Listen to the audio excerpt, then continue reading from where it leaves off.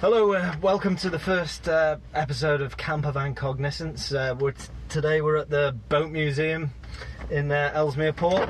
Unfortunately, this is take two. We've just had some camera issues and we had all of our footage written over. Yeah, and car park issues. We nearly got locked in the car park. Yeah, so had to relocate. Hopefully this is going to work out a bit better. Right, my name's Richie. This is Benny. Hello.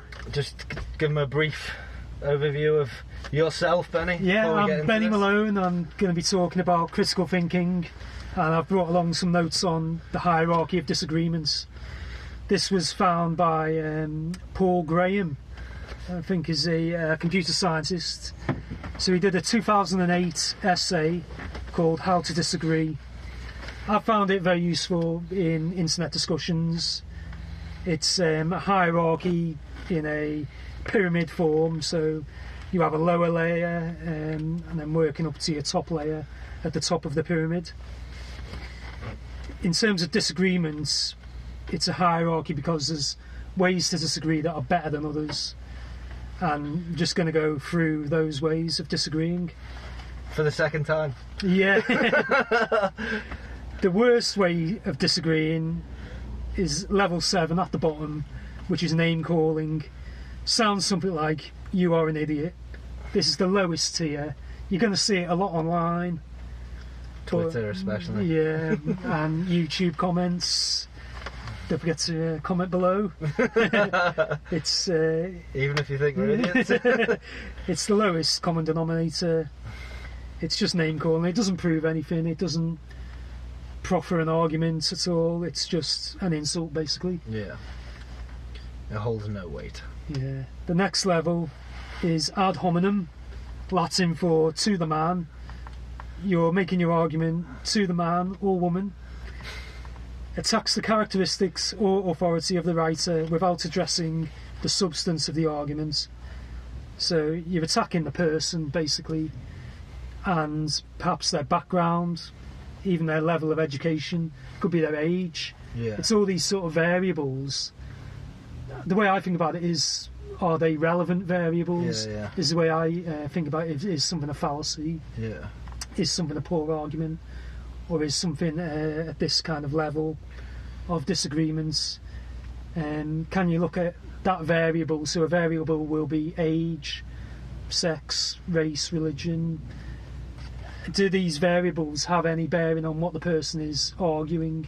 It has to be an argument they're putting forward, but because it's coming from, say, a young man, does that mean what they're saying is not true? Yeah. That's the question we have to ask ourselves, and that's how you find out a lot of fallacies. Just ask yourself, is that variable have any bearing on the truth value of that argument? And if it doesn't, then maybe it's a fallacy, or it's a poor argument.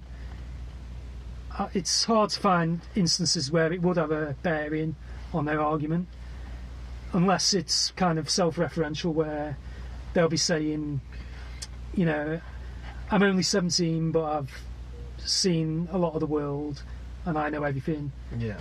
It's you know, you probably haven't at 17. It's safe to say. The probability is you haven't. So age is a factor there, but it's still not entirely strong, because I've always thought, like, Jimi Hendrix was 27 when he died, but what could you really, you know, you're not going to get a 60-year-old guitarist, what's he going to be able to teach Jimi Hendrix? You know, age doesn't really come into it there. It's you know, and he might have developed even further to the age of 60, but it's just that variable. Is it really got a bearing on the argument? The argument in that case would be, he's a brilliant guitarist, you know. So you see that a lot from, like, the varying sort of, like, scale of the political spectrum, don't you, as well? Yeah. Where people will, so a Labour supporter or a Conservative supporter, they'll shoot each other down based on who they are, not what they know. Yeah. And that's kind of counterproductive to any sort of argument, isn't it? It's just so tribal. I'm not listening to tribalism. I'm not listening to you because you're not in my tribe. Yeah. Despite, like, it's a shame because collaboration between the two groups, we've probably come up with a better solution. But yeah, the merits of the argument are independent of that, really, and they're the variables we've got to look at. Yeah. So there is probability in these cases. It's probably a Labour supporter. It's probably you can make certain guesses to what their positions will be, because otherwise there wouldn't be a Labour supporter. Yeah. Let's say, same with Conservative and same with Democrats and Republicans. It's it's a good predictor of their position on climate change. Let's say, if you're a Republican, these things have been found to be like bigger predictors of what your view will be on other issues, really. So they tend to group around gun control, climate change. You're kind of buying into that whole package of thoughts on various things, really, but it's not always necessarily true. So the variable is there where it doesn't have to be true. You just have to look at the merits of the argument on its own merits. Responding to tone is the next layer up, really. So it's better, but not much better. Criticises the tone of the writing without addressing the substance of the argument. So again, it's a variable that doesn't really have any bearing on whether the argument is true. So you could ask me a question, I could respond in a really sarcastic tone, but what I'm saying could be right. But if you just keep taking issue with me being having too much levity on the subject or being sarcastic, and then I might switch from that tone to then being serious, but you're still going on about that tone, it's kind of poisoned everything for you. That's just responding to my tone rather than my argument. A good example of that is if you're in like a discussion with someone, if they get heated and start coming at you aggressively, it doesn't really matter what they're saying, because of that sort of escalation in emotion. You're not really going to listen to that. You can understand in a way why people would shut that situation down, I suppose, can't you? These things aren't great, like sarcasm or losing your temper. Not great ways of persuading people, but still doesn't have a bearing on the truth of what you're saying. It doesn't. No. It doesn't. But then the people delivering the message need to understand that their audience might not accept being spoken to sarcastically or what. So it's not just about the message, I suppose. It's about the delivery. And accommodating for your audience. And if you've got if you have got something that's true, then you don't really need to be sarcastic, do you? You don't really need to. I always used to think about it as, don't give the other person an excuse to dismiss your argument. Because if you think you've got a really good argument, then use your strongest possible argument. If you're resorting to joking or being sarcastic, it's really giving you a hook to get sink your teeth into that and concentrate on that. I used to say it online all the time. Other people would be being sarcastic or start insulting, and it just gives the other person an opportunity to say, oh, you're insulting, I don't have to listen to you, you're doing this, you're being sarcastic, I don't have to listen to this. It's just don't give them any it's your responsibility. Package your argument in the most palatable way possible, I suppose is what you need to do there, isn't it? Not give them, like you're saying, not give them any reason to to dismiss you. Dismiss it. Don't be self-righteous, don't be sarcastic, just package it. And what do you want out of your argument? Do you want to just win the day on the internet and win that little battle, or do you want to bring them with you and persuade someone? The art of persuasion is different to just pointing out fallacies and pointing out this hierarchy even, but certainly I think it does help with persuasion. I mean, we were talking about how even pointing out this hierarchy can help. If someone realises what level they're at, maybe they think, it's not the strongest argument that I'm using, can I take it up a level? And you want to be using your strongest argument, and you actually want to hear other people's strongest argument, because it might persuade you, and it makes your argument better, as they say, like... And if everyone can argue at the same high level, then you're gonna learn a lot more. You're both gonna learn a lot more and interact a lot better. Because you don't want to be surprised by an argument either. No, you can't. You want to be exposed to as many viewpoints as possible. So with online debating, someone could come in with something you've never heard of, and it could throw you, for a wobble. You haven't heard it. If you're used to firing back quick, you're not sure. So you want to be getting through all those frequently asked questions and have prepared answers, but also go up, challenge yourself, go up against the best debater of the other side. And sword sharpens sword, as they say. Yeah, definitely. Not sure if that's true even. Sure, you don't use swords to sharpen swords, use a sharpener. Counter argument is the next layer up. Oh no, I think it's contradiction. We're on here. Number 4. I have to contradict myself there. States the opposing case with little or no supporting evidence. So we are going up a level here. You're stating the opposing case, but you're not offering any evidence. So you give an argument, and I just say that's not the case. I give my argument. That's it. No rebuttal. Yeah, we don't go any further than that. Counter arguments is contradicting but then backing it up with reasoning and or supporting evidence. So we're starting to get into the good part of the hierarchy here.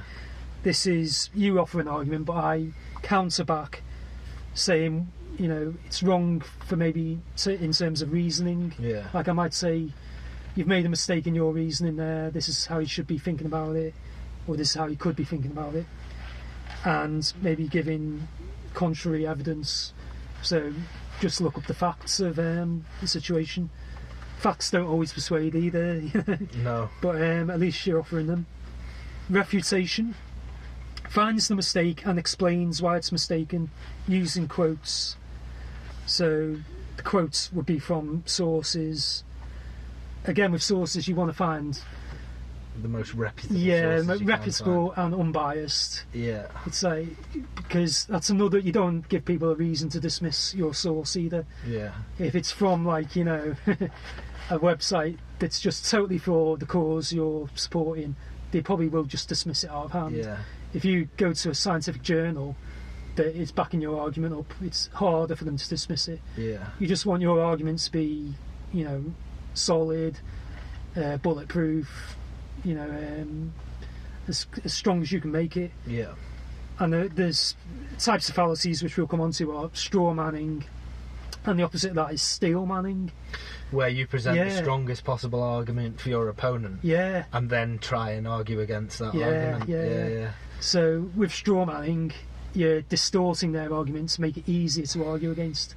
You take their argument, twist it, exaggerate it, make it sound more extreme than it is, make it sound foolish or as if they want to do this to change the world in a way that they haven't said. It isn't their argument.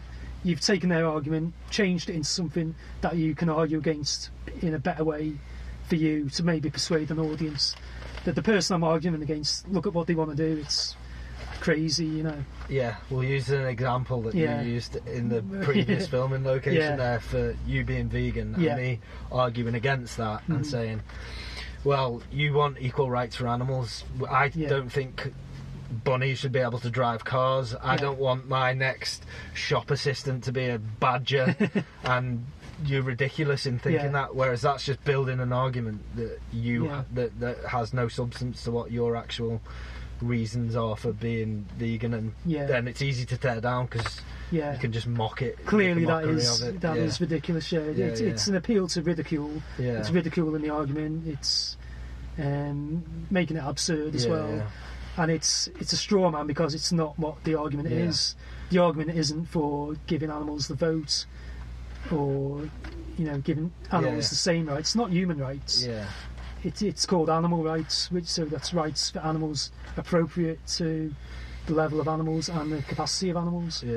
It's human rights are for humans, of course, but animal rights, it's like a subset as well. If you think about it like a Venn diagram, animal rights would be the biggest Venn diagram, the biggest Venn circle, and then human rights is a subset of that, specific to humans.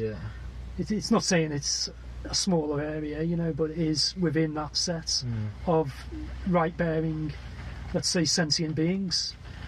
If you think, sentient beings should have certain rights, then you expand it to all sentient beings. And then humans are within that.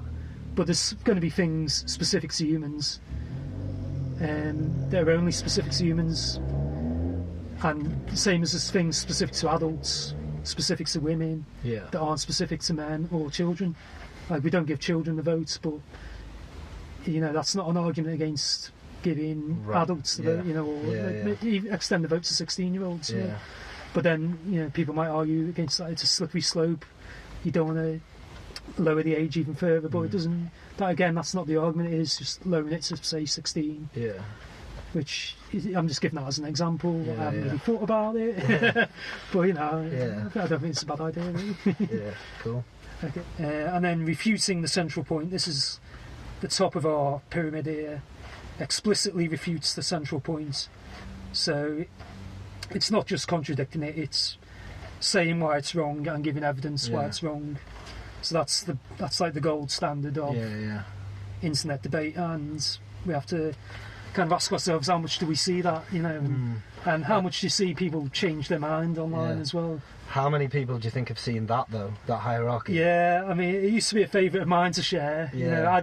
I'd actually say to people, what you're doing is this level, so you're at level 7, let's try and take it up. I think I'm not on social media now, but I think if I went back, I'd be better and not try and do as much. I think when I was first on it, I'm trying to prove too much, trying to prove a person wrong, and then you've got that winner-loser thing as well. Yeah. So it's like spotting someone's fallacy, saying, "Oh, you're committing this fallacy, you're wrong." Yeah. Maybe, and even if you're good at this, even if you're good at the hierarchy, maybe the person's still not going to be happy. It's they might feel embarrassed. Yeah. I think you need time to go away and think about things as well. What you're saying might be the first time people have heard this. They need time to digest it. Yeah. Come back. And then re-present the argument. Yeah. Because there's another thing with social media. It's all like snappy, isn't it? If you can't come back straight away. Like you may have lost. That you sort of, little you seem bit of slow-witted. Yeah. But it's like like building an argument takes time, doesn't it? Yeah. And I think things like this for me, I only really started learning deeply about because that's essentially thinking critically about your arguments and backing it up with information. Like I didn't start engaging with that sort of thing until I was in my mid-20s. Probably university is the only place I was really taught like critical thought and how to debate and how to put a point across.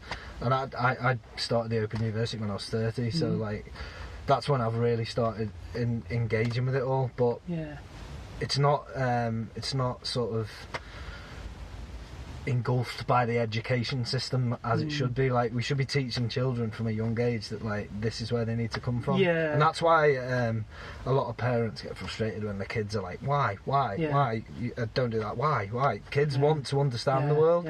If you shut that why down, you're essentially making like shutting down like any sort of ability they have. It's like, well, no because no. It's like not no because of reason. You should always give a reason to a kid so they can get a better grasp on reality. I think Carl Sagan talked about that, but it's because the parents don't know themselves. So it's like, why is the sky blue? A kid asking you that.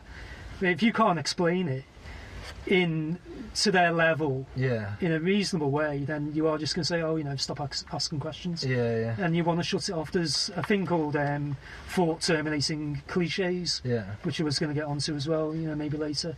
But that is just, you don't want to think about a thing anymore, so you'll just come out with a cliche. So you'll just try and stop the conversation dead. So it's why is the sky blue? You might just give a trivial answer to it, just to stop them asking questions. If you want to explain about Rayleigh scattering and Tyndall effect and all sorts, it's. But you've got to explain to level. I'm not going to be telling a 3-year-old about that, but that's the sort of thing. It's just such a shame, though, isn't it? Because kids just want to know these things, and you can lose that curiosity. You'll get beaten out of you. Where you think, "I'll stop." You're fed up of asking questions because you never get like answers that really satisfy what you're looking for. Or the parent could say, I don't know, but let's find out. You don't have to have all the answers. It's easy to do that these days. As well, isn't it? Rather than when we were kids. It was all encyclopedias. There was no internet. I had to read everything myself pretty much. But YouTube now, you get, why is the sky blue? Type it in, and you've got thousands of videos. There'll be an age-appropriate video to explain it. I might just watch one later. Yeah, same. But there's so many questions there, but that's when you realise you don't know. And Yeah. maybe it is embarrassing for the parents, but I think if you don't know, just say, "Well, I don't know, but let's find out." And what other questions can we ask as to why why are things the way they are? I think you something you said then about parents being embarrassed because they don't know. Yeah. I think a lot of the time that's why people will argue from the lower positions. Yeah. Is because they're embarrassed to be wrong. Yeah. And that's something that we need to, like, as human beings, get our heads around. Like, being wrong is fine. Yeah. If you accept that you're wrong, that gives you a platform to build on. Yeah. So you're not wrong about that anymore. Yeah. Rather than holding on to wrong, it's it's really hard. Yeah. I found it hard myself. Admitting yeah. you're wrong. I used to joke that last time I lost an argument, I went vegan. But,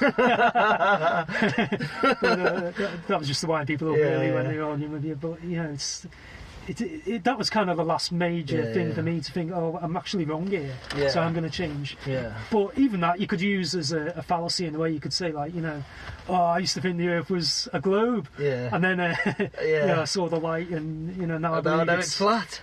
Well, it's actually a hollow, a hollow sphere. Yeah. We live on the inside. I often wonder if they ever argue against each other, because why is everyone against the globists or whatever they call us, spherical people? Why do you never get a person that believes we're on the inside of the Earth arguing with a flat earther? I'd love to see that debate. Gagging up on the big guys. How can the sun be in the middle, though, of a hollow Earth? Well, it's obviously not the sun as we know it. It's something else. It's tiny. Just the same as the sun and the flat Earth is a light on the firmament, isn't it? Well, yeah, there's a light in the sky, isn't it? I think just a light. Is it the Perihelion points or something? There's quite a good way to disprove we're not flat Earth. It's because wherever the shadow is on Earth, there's always going to be one direct point overhead. Yeah. So if it was flat, I think you'd I don't know really. Wasn't it? I don't know the points though, but because it's a sphere, you get the shadow. It was thousands. I can't remember exactly when, but it was thousands of years ago. Yeah. A guy proved that by measuring the shadow at the same time in different places. Yeah. But have you seen Beyond the Curve? I haven't. No. On Netflix, the Flat Earth. No. That is fantastic. It follows like the flat earthers around, but then it has scientists that are talking about what's just been presented by the flat earthers, and the flat earthers are doing quite advanced experiments. So they get a laser, they get a ringed laser gyro, which they use in like aircraft and that. And the guy's like, this should have a 15-degree tilt in like, I can't remember the exact time period, but he's like, it should have a 15-degree tilt, and this will prove that we're right. And then he did that, and it was like, at a 15-degree tilt. Maybe if we encase it in concrete, just to remove the background reflections of whatever. And then that didn't work, so then they were going to encase it in beryllium, I think it was, just to see if that worked.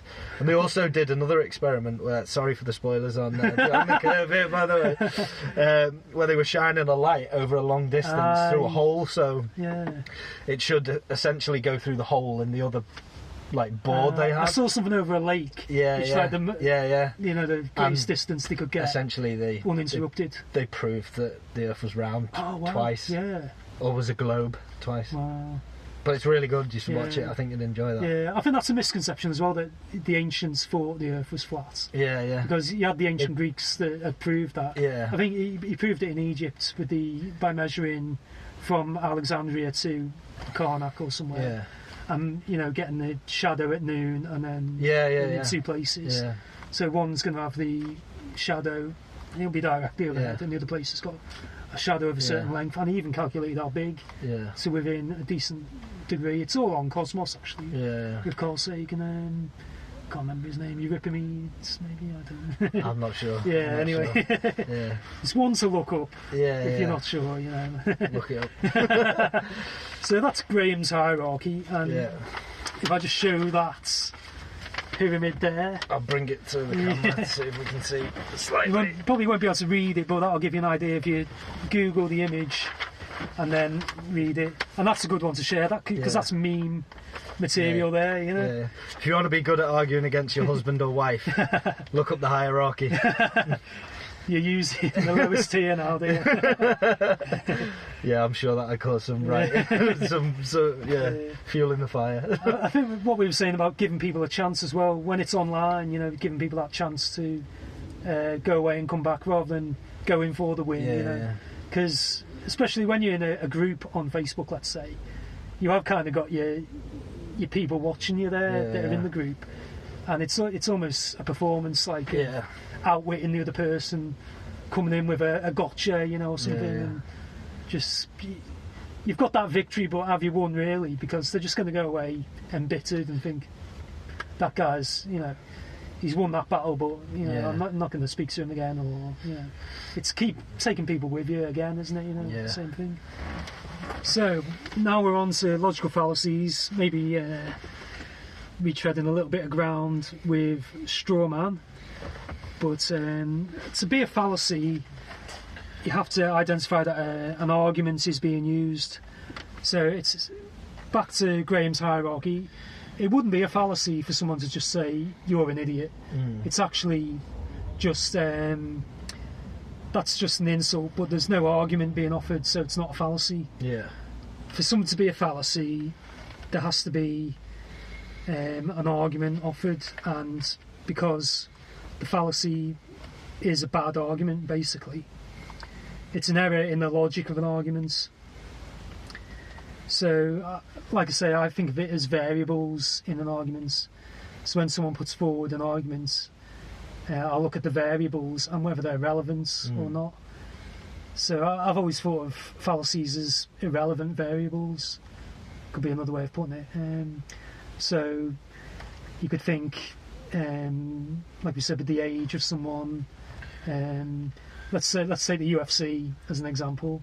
When that started out, you know, I remember Bruce Lee had written like, how fierce someone looks doesn't have a bearing on their fighting ability. Yeah. And I think we found that in, like, you know, the early UFCs. Yeah. Hoist Gracie, the spindly, weakest of the 7 brothers. He was picked on purpose because, you know, they could have gone with Hickson, but he was big, like, and it wouldn't have been as impressive. So they go with Hoist. Not that he wasn't weak in any sense, really, but essentially he was a 175-pound guy, spindly, skinny guy who was going up against like 250-pound wrestlers. Really scary looking guys, chemo. Tattooed, and the thing Bruce had said was like, top knot. Whether someone has a tattoo or pulling faces doesn't have a bearing on their fighting ability.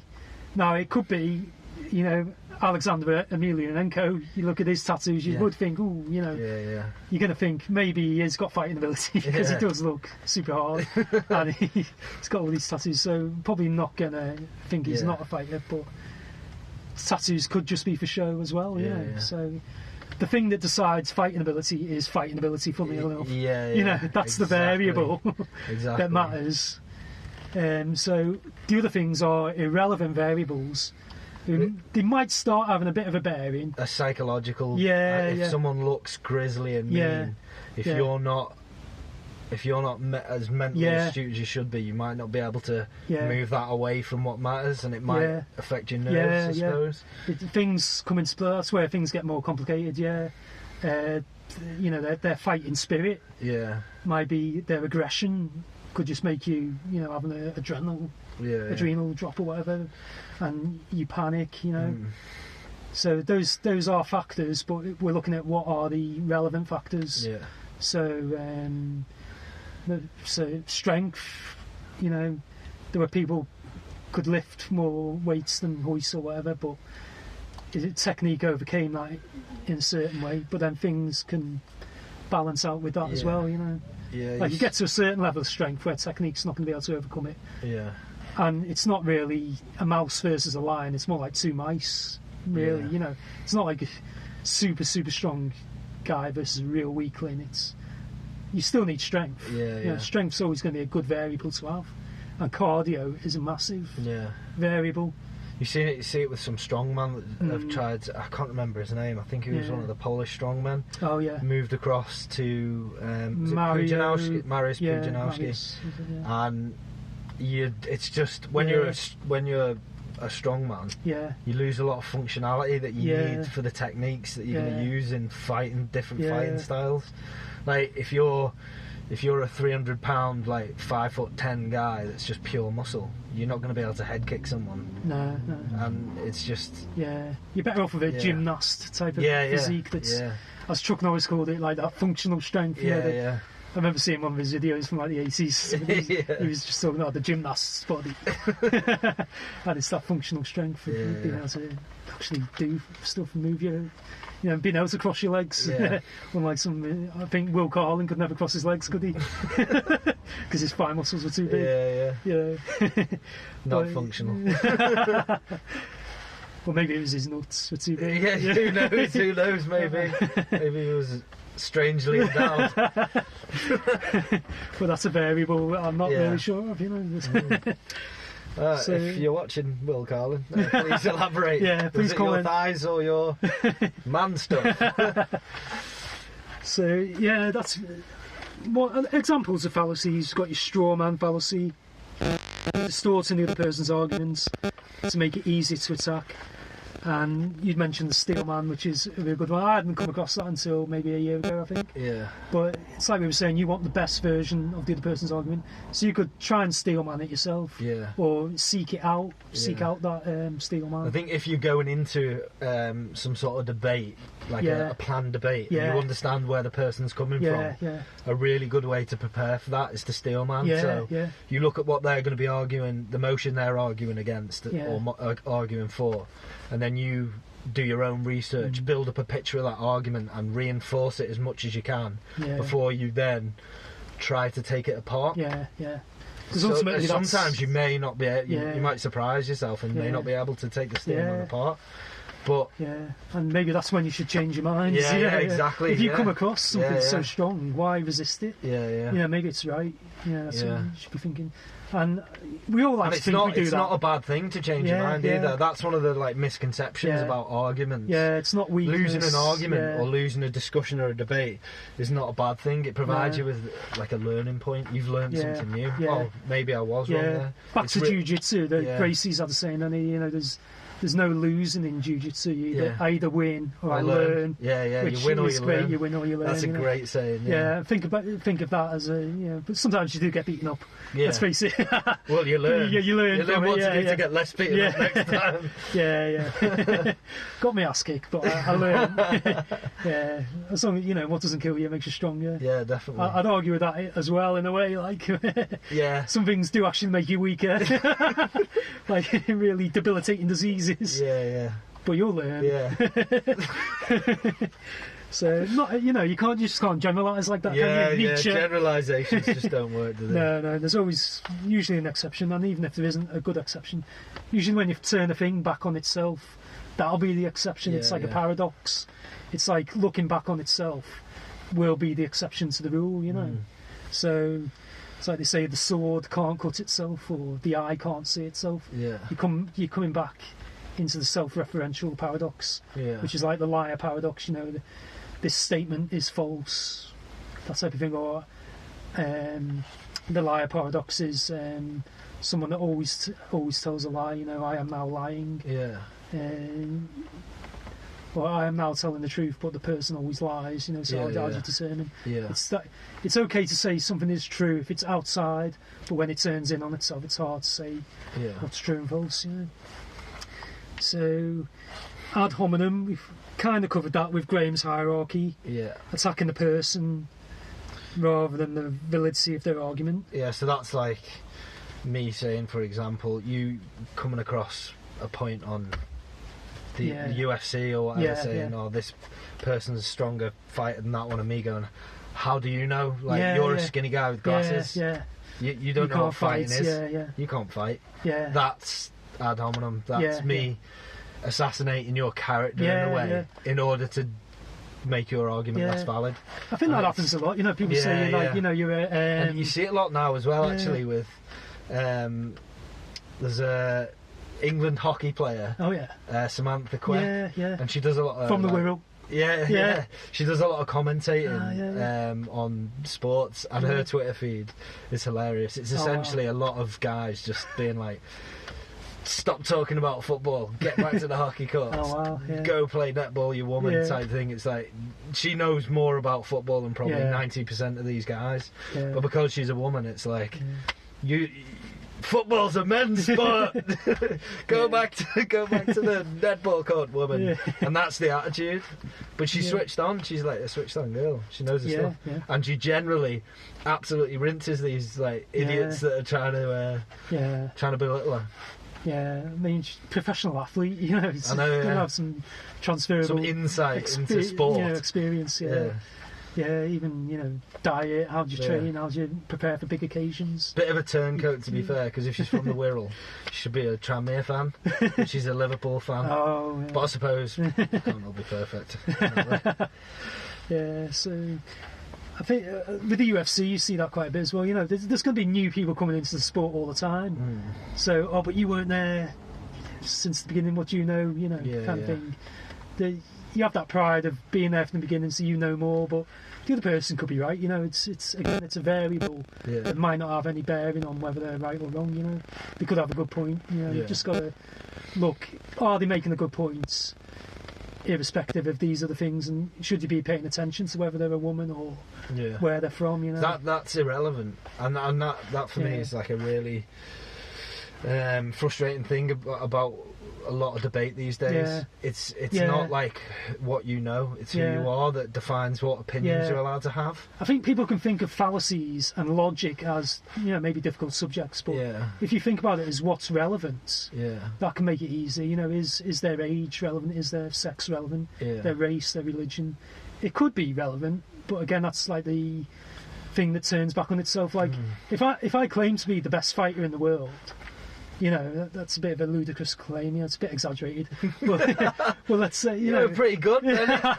Let's say the argument for force does come into play there, because if I'm claiming to be the most forceful person basically on the planet, and someone says, "Well, you're not, because I could beat you up," then that is relevant. That's a relevant variable. That, let's say, Cain Velasquez could fold me up like a deck chair in a second, or I'd take one tie kick. You never know. Off someone. You never know. You might get a sneaky uppercut. And it's that like illusion you have as well, delusion. You do think you've got a chance, even though we know these people are professional athletes. You still, in the back of your mind, you think I'd have a chance there. You still, I don't know what it is. I always thought that it's about male Brock ego. Lesnar. He's just some big He's too stiff guy on steroids. I see stiffness. He's just too rigid. He wouldn't catch me. He'd be running around, jump on his back, and I think it's just male ego. I think there's something there that you still think I've got a chance. Essentially, he's like an Olympic fit athlete. Basically he's trained to fight professionally. He'd but I still think I'd give him a go.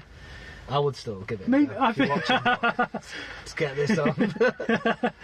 I think maybe when he was inexperienced, get that ankle lock on. Got a chance for I think so. What was it? Relevant bit. So argument for force does come into play it's just situational. If the issue like is force, it's situational. It depends what the claim is. You know, you've got to look at is the variable relevant to the claim. So my claim is force in that case. So another forceful claim is relevant. But if I make a scientific claim, the way that's decided is scientifically. Like we're saying, fighting prowess is decided by fighting ability. So scientific truth is decided by the scientific method. So if I'm making a claim about the sun, the fact that you can beat up Stephen Hawking, say, doesn't have any bearing on what Stephen Hawking... I'm sorry it went this way. I didn't want to be talking about beating up Stephen Hawking on a podcast. Have you got this thing for beating up Stephen Hawking? Is that what you want us to do, buddy? It doesn't have any bearing on the truth of what Stephen Hawking was trying to tell us about black holes. He knows, or he knew the maths, and he had the evidence. He was cleverer than you, Rich. He's cleverer than me. No doubt. Could So potentially beat us in a fight as well. You never probably. know. You know, who knows? He might have had a Tesla mode on that. Weapons in his wheelchair. Like on The Simpsons. His wheelchair changed into like it had rocket launchers. The helicopter and that. So you never know, really. The variables could be there. But I completely get what you're saying there. It's like just because you could beat Stephen Hawking in a fight doesn't mean that he was wrong about black holes. Yeah. That's the argument for force. It's not relevant there. It is relevant if I'm making a claim that on you're going to beat someone in a fight. Yeah. It depends on the claim, depends on the variables. Cool. So, I think when I was discussing a lot on social media, I came across something called the fallacy actually. Now this is the fallacy. Yeah. So it's something that sounds like self-referential again. Yeah. So you could go on infinite regress really. Fallacy. Yeah. When that's being incorrectly used. So when a fallacy is identified, one should be careful not to assume that therefore the conclusion is wrong. This is another well-known fallacy called the fallacy.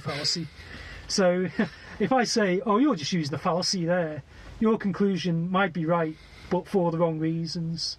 You could be arguing about black holes, but you could be saying, black holes don't have this Hawking radiation because I believe Zeus powers them or something, something ridiculous. Maybe not religious, but so that's to be proven. You're right, let's say, but for the wrong reasons. Yeah. So you've got to come up with another way of saying why you're right, and maybe I've got to try and help to prompt you to come up with the right reasons for your assertion and for your argument.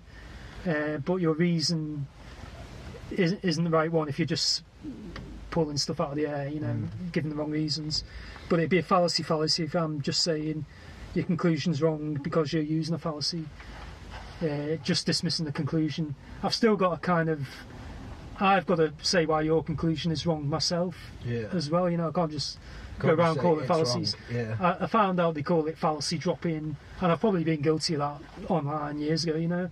When you don't fully understand an argument, but they've used a fallacy, so it's a fallacy, you're wrong, yet you didn't know whether they were wrong or not. You were just presuming they were wrong. Used the fallacy. They might be right, but for the wrong reasons. They haven't. This time they've come across your argument and they're using a fallacy, but maybe they have got the facts or it's a good argument, but they're just going the wrong way about it. And it would benefit you if you knew that as well. Like I'm saying. It's better to have the strongest arguments yourself. So let's see what the next one is. A fallacy must be used in the argument, as we've said. It can only be present if it's used as part of an argument. So and so is a socialist. If you say that's not an ad hominem fallacy because it's simply a statement. So and so may be a socialist as a fact, but if you say so and so is a socialist, therefore she or he is wrong, that's an ad hominem because a conclusion is being drawn. So it's using an argument is the key point. So we can see from saying therefore is the modifier in that sentence that makes it an argument. Otherwise it's not an argument, but by saying therefore they're wrong about what they're saying. You're attaching what they are to what they are, or what you think they should think in a way, aren't you? It's a variable and it's not relevant to their arguments. It attacks the opponent, not the opponent's arguments. So the ideal, it's very similar to Graham's hierarchy. We want to be going for the argument, not the person. That used to be my thing, to try and coach other people about how to argue online as well. Again, with the thing with not giving the opponent, I say opponent, but the your opponent. Don't give them an excuse, a hook to get into, to dismiss your argument. Because they can just say, "Oh, you're just using, you're just saying my argument's a fallacy. You're an idiot is merely an assertion. It's not an argument." I think that's it really for fallacies. A bit of fallacy drop in there. Is there anything else you wanted to cover? I think I wanted to cover the principle of charity. Which is, again, for online discussions, it's, as it sounds, it's being charitable to your opponent. It's like assuming they're arguing in good faith. Like, if you've got an opposing view to me, I'm not going to just think, wow, he's a bad person, he's arguing this because he's bad or evil in some way, he's got bad intentions. It's kind of steel manning in a way. It's thinking, I'm going to look at my in their position as well. I'm going to look at that person as a human being, as someone who's got experience, arguing from a good place. They mean well. They might be mistaken, but if I talk to them rationally, maybe I can make them see the error in their reasoning.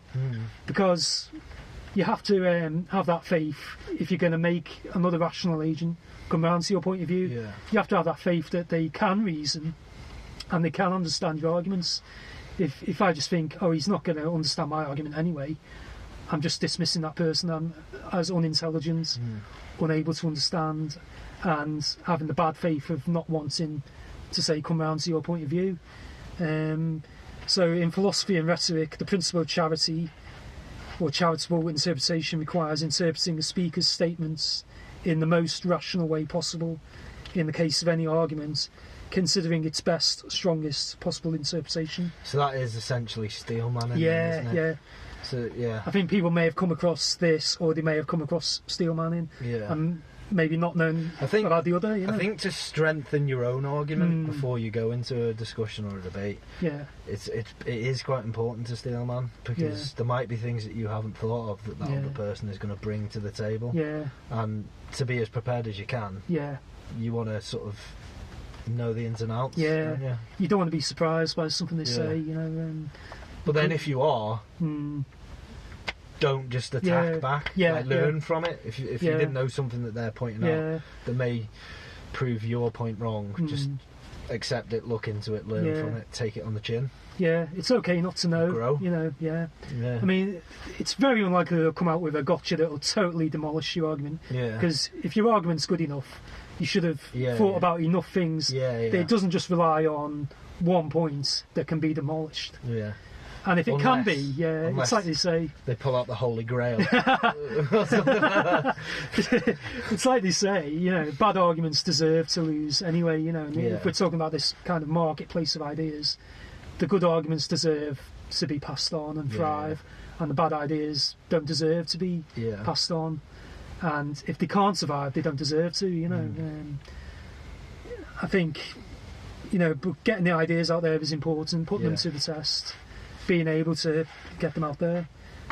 In its narrowest sense, the goal of this principle is to avoid attributing irrationality, logical fallacies or falsehoods to the other's statements when a coherent rational interpretation of the statements is available. So instead of just fallacy dropping, you'd be charitable by saying, well, they have committed the fallacy, but maybe they didn't mean to. Give them a chance. Don't just jump on it and say that's a fallacy. It's not good communication. No. The other person's it'll put the other person's defences up. If you go attacking them straight away, you might break down that little bit of leeway that you had to persuade them. If you attack, people defend. And it's the argument from emotion as well. If you let yourself get into that state where you forgot everything and you're just then in a heightened state of emotion, you're shouting, you're getting aggressive, the same happens to the other person. It's like the chimp paradox, which you got me onto, and it's a really excellent book.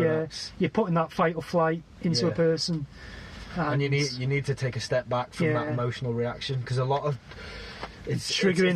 It's hard to now as well. With, like every time you look at the TV, you've got people arguing from emotion, whether that's politicians using their fallacies and shouting back and forth at each other, smearing each other's names. It's hard to distance people that watch all that and absorb all that information. It makes it. It's that sort of like. I think this principle of charity as well with political, a lot of talk of traitors and surrender acts. Surrender. It's that is the other person's got bad faith. They want to. Scupper the bills that are going through and all sorts. So it's hard to know their intention, but if you were being charitable, you would say, well, they're actually acting from their best principles, and they're doing what they... I think everyone does what they think is right, but they might be completely wrong, but they are acting from the best they know. And was it Oprah that said... No, I think it was Maya, actually. When people know better, they do better. But you've got to give people a chance and give people the room to make mistakes. If there's just an atmosphere of one strike and you're out, even 3 strikes and you're out, is, wow, how'd you get back into that? Back into the debate? You're not going to. You're just going to, I'm not going to be discussing this. I've had it with people. You know, you might ask an innocent question, and you know, oh, I haven't got time to look this up for you. You know, or you know, it's costing me emotional labour to argue with you, but you've asked a perfectly innocent question. Yeah. And it'd take them the same time to just say, oh, have you tried reading this or look up this website, you know? They just say, I can't do all the work for you, which, you know, in a way, you shouldn't be trying to educate people online then, you know? Yeah, it's a difficult place to do that. If you're taking on the role as an educator, then, you know, do it or don't do it, you know? I think the key message is don't try and educate people on social media. It's a false dilemma is another good fallacy. You know, you give people only two choices when there might be a spectrum of choices. Yeah. So let's think of an example. You know, you've got to either be tortured or, you know, accept what I'm telling you. You've got to be tortured for a week. Yeah. Or I'll cut your leg off. Yeah. Like straight away, legs gone. They're the only two options you've got, but you've got like a whole spectrum of things around it. Like you could just leave me alone. Yeah. just leave me alone. We can talk about this. Yeah. The argument doesn't have to end this way. But usually it'll be options. You know, a good example, although we didn't want to talk about it, is the Brexit situation. Yeah. You've got the deal that's being proposed at the minute, or you've got no deal. Yeah. And that is the false dilemma. Yeah. Because they're not the only two things that are available. You might have to move the goalpost slightly to get in more options, but there are more options there. Yeah. But we're being presented as, no, these are the options. Yeah. We have that deal or we leave with no deal. Yeah. And I think a lot of false dilemmas, it's trying to force a person's hand. People into a decision. Yeah, because you're offering the worst one as one of the dilemmas, and then maybe a slightly worse one, but it's preferable to the absolute worst. Yeah. So you're going to choose that worse, you know, slightly better one. That's the position. But can't I have something else then? Yeah, you know, give me something else. So that's the same with the torture. Yeah. It's like, well, you know, I don't have to be tortured at all. Yeah. You know, maybe. It's a good example, really, yeah. Because like the choice between, you know, this criminal is either going to get the death penalty or tortured. Well, can't we just keep him in prison? You know, that's another option. Again, it's variables. I think a lot of this comes down to variables. Try and look at as many variables as possible. I think the other thing I wanted to say as well was a lot of this can seem negative, like you're taking apart people's positions.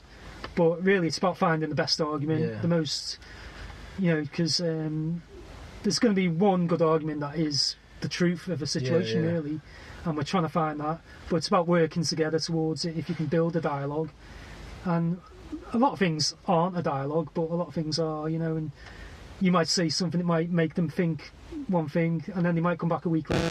I went away, I thought about that. I was wrong. Have you got any more information on this? You know. So, you know, if any of us have changed our minds on things, we've got to think back to how did we change our mind? Yeah. Was it someone berating us? Was it someone giving us a book to read, or you know? I think an important thing is people don't know how to change their mind without feeling personal consequences to it. Yeah. Because of that issue of people not wanting to be wrong. We talked about this saving earlier. face. Saving face, not wanting to be embarrassed about a certain situation. And they're so invested in their argument. Yeah. It's a personal thing. Yeah. So some arguments. It's like the rabbit, like the deeper you go down the rabbit hole, the harder it is to get out. The harder it is their to identity. Yeah. So you're not, you know, you might think you're arguing against their argument, but you are arguing against if it's their identity as well. This a great example of this is the flat Earth situation, because in that documentary they talk about how a lot of the individuals that are there can't really leave now because they've lost all their friends and family through buying into this idea. It's a sunk cost fallacy. They've bought into the idea. It's become their life. They might have a business. You know, they've started a business. I was looking on eBay for globes, and I came across a flat Earth because I was kind of looking for a stand for a globe. It's a flat Earth model, with a little spindle in it with the lights going on. I'm not sure. It's got a clear dome. And that was a flat earth model, and it's actually quite a nice piece. Is it on your table at home now? No, it's on my wish list. So, well, it's dark rich, and I've got Sainsbury's coming in half an hour. Yeah, so I think that this will conclude the first episode of Campervan Cognisance. Well, it's been great. You know, it's my first type of chat like this on a podcast at all. You know, a bit self-conscious, finding my feet a bit, but I think once you get into it, it's good talking. It is good chat. We've had lots before, first on camera, and I'm sure this will be the first of many. You're welcome to come back and join me anytime. I'd love to, yeah. Thanks so much, Rich. Yeah, thanks a lot, mate. Thank you for watching. Please subscribe to the video. Me and Benny will be doing plenty more. I've got loads more podcasts in line. Follow me on YouTube, Campervan Cognisance, Twitter, Campervan Cognisance again, and Instagram as well is Campervan Cognisance. So yeah, thanks everyone. I hope you enjoyed the discussion. I hope you've learned something from Benny's description of developing arguments and fallacies, so maybe you won't make those mistakes yourself in the future, and you'll be able to build better arguments. It's always good to get your one up on your spouse, isn't it? So, and I'll be pointing out any fallacies in comment sections. Right. Bring it on. Cheers, Benny. Okay, man.